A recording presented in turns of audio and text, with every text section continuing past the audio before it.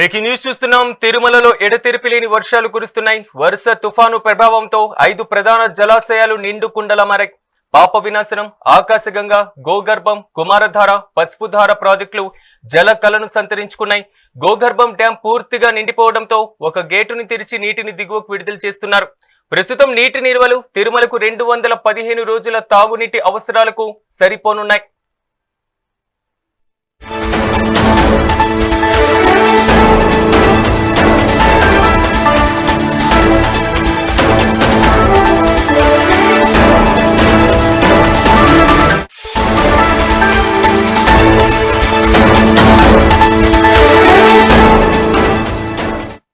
తిరుమలలో ఎడతెరిపి లేని వర్షాలు కురుస్తున్నాయి. వరుస తుఫాను ప్రభావంతో 5 ప్రధానమైనటువంటి జలాశయాలు నిండు కుండలా మారాయి. పాప వినాశనం, ఆకాశగంగ, గోగర్భం, కుమారధార, పసుపుధార ప్రాజెక్టులు జలకలను సంతరించుకున్నాయి. ఇక ఇదే అంశానికి సంబంధించి మరింత సమాచారం మా ప్రతినిధి రమణ్ కుమార్ అందిస్తారు. రమణ్ కుమార్, చెప్పండి, వరుస వర్షాలతో మాత్రం నిండు కుండల జలాశయాలు కనిపిస్తున్నాయి. పూర్తి అప్డేట్స్ ఏంటి? అక్కడ పరిస్థితి ఏ విధంగా ఉంది? రైట్ సిరాజ్, ఏదైతే వరుస తుఫానులతో కూడా తిరుమలలో జలాశయాలన్నీ కూడా పూర్తిగా జలకలను సంతరించుకున్నాయని చెప్పుకోవచ్చు. ముఖ్యంగా ఏదైతే తిరుమలలో 5 జలాశయాలు ఉన్నాయి, ఇందులో పాప వినాశనం, ఆకాశగంగా, గోగర్భం, కుమారధార, పసుపుధార జలాశయాలు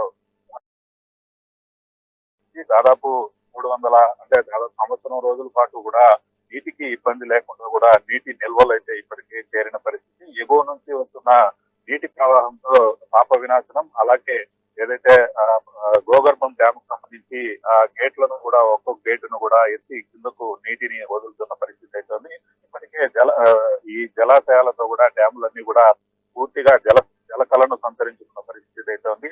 దాదాపు ఏదైతే పాప వినాశనం డ్యామ్ లో 5,240 గ్యాలరీల నీరు నిల్వ ఉండే పరిస్థితి ఉంటుంది. ఇప్పటికే దాదాపు 5 లక్షల వరకు కూడా నీరు డ్యాముల్లో చేరిన పరిస్థితి. అలాగే గోగర్భం డ్యామ్ లో కూడా అలాగే ఏదైతే 2,833 గ్యాలరీల నీరు ఇప్పటికే చేరిన పరిస్థితి అయితే ఉంది. దీని సామర్థ్యం దాదాపు 2,84,000 వరకు కూడా ఉంటుందని నేను కూడా అధికారులు చెప్పిన పరిస్థితి. అలాగే ఆకాశగంగా వీటన్నిటిలో కూడా ఇప్పటికే నీరు నిల్వలు ఎక్కువగా చేరిన పరిస్థితుల్లో కూడా వాటిని డ్యాముల్లో నుంచి గేట్లను కొద్దిగా తెరిచి వాటర్ ను కూడా కిందికి పంపిస్తున్న పరిస్థితి తిరుమలలో నెలకొన్న పరిస్థితి అయితే ఉంది. ఈ దిత్వా తుఫాన్తో ప్రభావంతో కూడా విస్తారంగా వర్షాలు అయితే కురుస్తున్న పరిస్థితి అయితే ఉంది. ఈ వర్షాలు మరో 2-3 రోజులు కురిస్తే మాత్రం ఇంకా కూడా నీటి నిల్వలు ఎక్కువయ్యే పరిస్థితి ఉన్న నేపథ్యంలో డ్యాములు గేట్లను తెరిచి కిందకి నీటిని వదిలే పరిస్థితి ఉంటుంది. కాబట్టి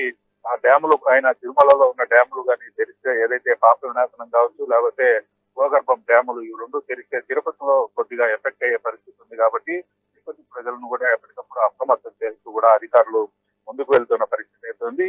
అలాగే ఏదైతే ఈ వర్షం ఈ 2-3 రోజులు ఉన్న పరిస్థితుల్లో కూడా తిరుమలకు వచ్చే భక్తులు ఘాట్ రోడ్లలో కావచ్చు, లేకపోతే తిరుమలకు వచ్చే ప్రయాణికులు జాగ్రత్తగా తిరుమలకు రావాలంటూ అధికారులు కూడా సూచిస్తున్న పరిస్థితి అవుతుంది.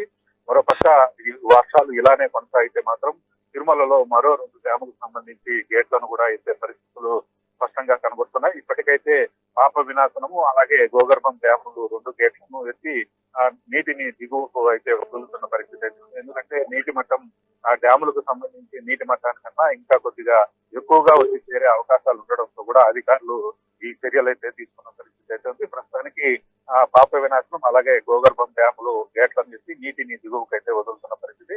ప్రస్తుతానికి తిరుమలలోని అన్ని జలాశయాలు జల కళను సంతరిస్తున్నాయని చెప్పచ్చు. Right Ramana, thank you.